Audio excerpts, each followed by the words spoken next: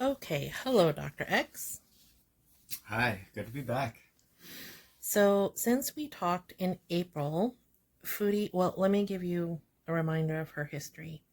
So, she's a 40-year-old female. As of yesterday, she's approximately 355 pounds. She has type 2 diabetes, cardiomegaly, non alcoholic fatty liver disease, asthma, sleep apnea, for which she has a CPAP and inhalers. She's hypertensive, she's complaining of sciatica now, and she has binge eating disorder. She has a history of cellulitis and skin diseases. She's had a full hysterectomy, and she has no gallbladder. So since we talked in April, she has since been back to the hospital twice for recurring kidney infections due to untreated UTIs, she was saying. And she was also being treated for hyperglycemia at each, instance with the bolus of insulin and the fluids and the observation.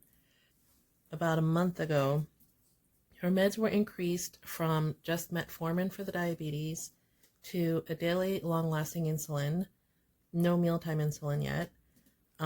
She was put on Zocor, Farxiga, and a different type of metformin because the Janumet's not going to be available to her. So what are your thoughts? In, there's so much that you could talk about. Same conversations that we've had before is that she is in a bad place, and inevitably this path kind of leads to more complications, more medication, more hospital visits. My overarching thought is it's unfortunate but not an unfamiliar story. And she's been putting all of this online, is that she's eating about 3,500 to, over 5,000 calories per day. She's easily taking in over 10,000 milligrams of sodium a day. What does all of that sodium do to you if you have these heart complications? Well, first the calories. So you know that I'm an emergency medicine doctor. We're simpler than the rest of the field of medicine.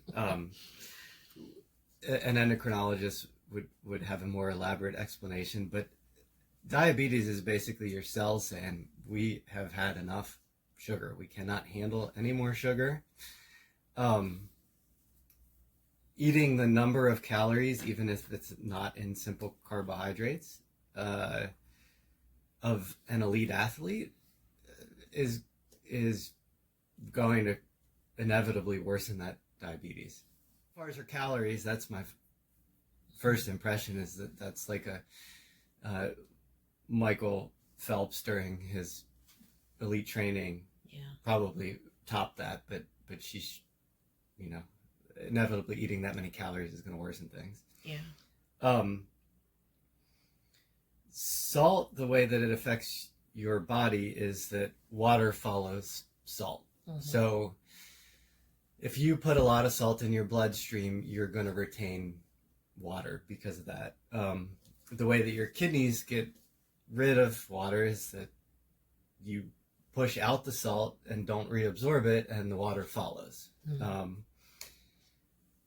The way that it causes a problem in somebody with bad dietary issues or the beginning of heart disease, that retained fluid, the amount of fluid that you have in your blood vessels, becomes too much for your heart to effectively pump around.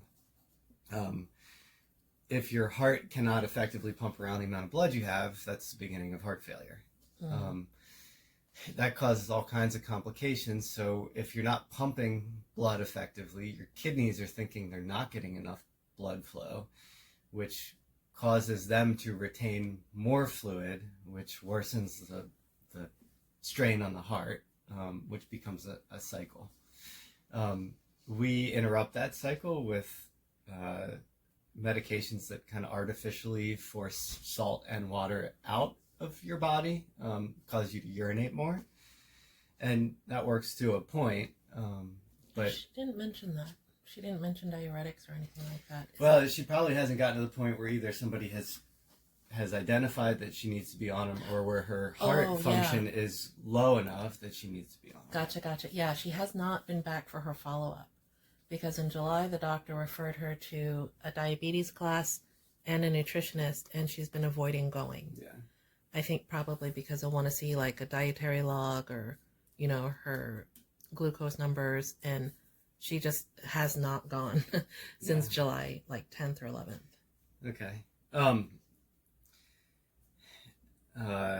My guess is that if it hasn't already happened, that if she had a ultrasound of her heart, it would show that the function has decreased. That's why it gets bigger. First, you build more muscle to try to deal with the amount of salt that she's taking in, and then it can't effectively pump that around. Insulin, being on insulin, being an insulin-dependent diabetic, increases the chance that you're going to have some heart injury and at least poor blood flow in the very small vessels of the heart, which makes it not pump more effectively. So, in summary, like things are not looking great from all angles.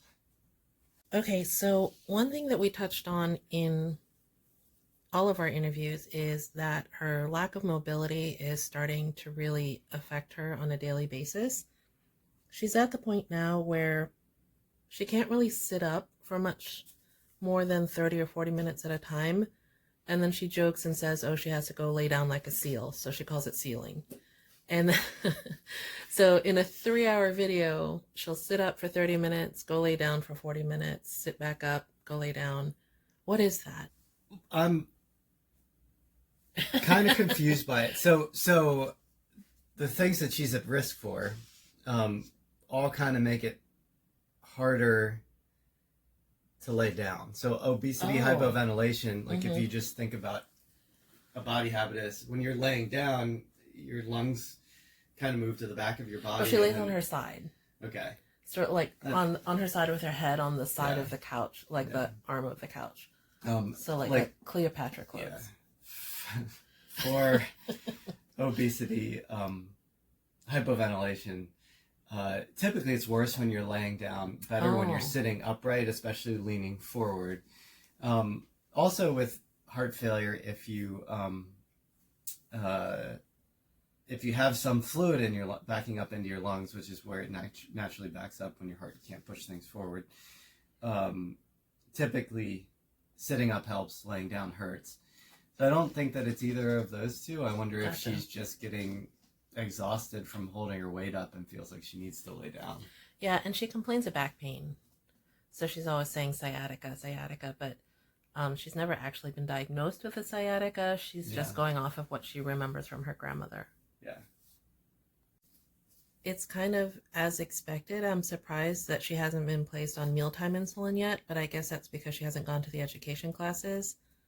And she's kind of avoiding her endocrinologist. She's not going back for her follow-ups. So maybe I don't think that they would put her on that if they couldn't closely monitor her. I don't know. But the walking is really bad. The walking is really, really bad. And the breathing is bad. Like she gets out of breath after like 2 or 3 minutes. I mean, you can't really say without seeing her, but. Yeah. My number one concern for that would be that it's the beginning of heart failure. The only way that I see for her to start to reverse all this is exercising. And if she can only walk for 2 to 4 minutes, and I'm kind of generalizing based on my past experience, but I think the kind of person that you're describing is not going to push through a lot of shortness of breath or severe fatigue or any she sits soreness down. or she just sits down. Yeah. Oh, she did go in the pool a couple times, but she's not a really good swimmer, so she just kind of stood there. She didn't really even water walk or anything much because she does it on camera, so it's kind of like a show for her where she talks to the show and then she does a little something and she comes back and talks again. But she did try that, so that's another update. But yeah, she's getting ready to go on vacation, and we don't know where she's going. She's getting on a plane, could be a long haul flight, so everybody's worried about DVT, worried about, pretty much everything. I don't think you could. Yes, I would worry about DVT too, but it wouldn't change my overall worry about her general health. Yeah, yeah. And at this point, like I don't really see a path back to excellent health. Oh, I don't think we've ever seen that, honestly. No, I mean, I just I don't think we've ever seen like that. trying to be positive about it, but there's doesn't seem like there's a lot of hope. Oh, the good thing is she's not taking those supplements anymore. Oh, so that's good. Like she's not relying on those. But yeah.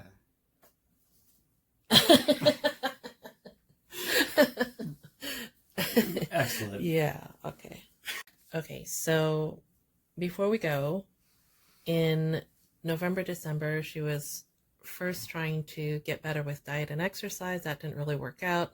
She got placed on metformin. And then in July, she went from being on the metformin to being on 4 medications for the diabetes, pretty much. And in one of them including insulin, right? So in your opinion, is this typical to have such a fast track, less than a year, to go from nothing to metformin to insulin plus other meds, or is this rapid? My guess is that her endocrinologist is kind of chasing their tail.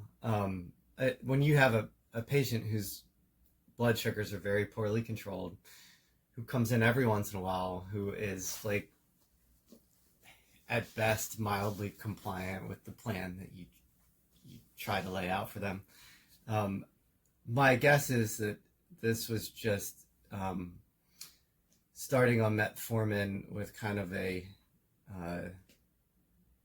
was kind of like a wishful direction for her, and that it probably she was long overdue for insulin. Mm-hmm. I think that adding all of these medications is just trying to optimize her blood sugars, which I think they're just playing catch up. I don't Gotcha. think that they're... I think it's interesting that you mention her heart being the main concern at this point, because with her lab work and what she's talking about with the kidney infections, she's focusing on the kidney disease. And it's like, how do you get through to her that it's everything? Like, everything is affected. So just losing weight and eating right can change so many things. Like, that's the number one thing. The meds can only do so much, right? Well, and the medicine. So what happened with her? Her cells said we had too much sugar. They stopped responding to insulin, which is their signal to take in sugar from the bloodstream. Insulin is basically just forcing more sugar into the cells, which isn't really good for them. Yeah, her path backwards, you're right, except that I don't think that exists for her. Yeah. Well, thank you, Dr. X. Everybody asks about you all the time. They feel like you're their ER doctor on call. But yeah, thanks for weighing in. Oh, well, thanks for getting me back in here and for being patient with me, making it back in. No problem. You're saving lives.